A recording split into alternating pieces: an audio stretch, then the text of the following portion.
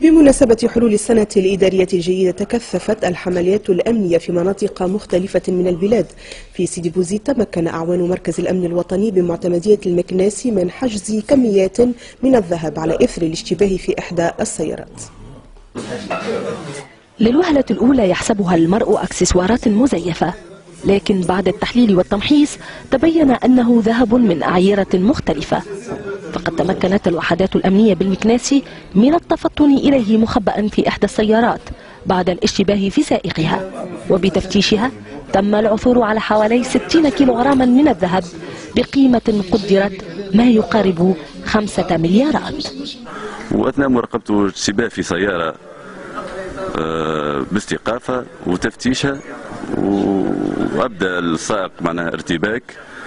كيفاش السيارة عثر على محجوز معناها بما قيمة حوالي 60 كيلوغرام من المعدن الأصفر.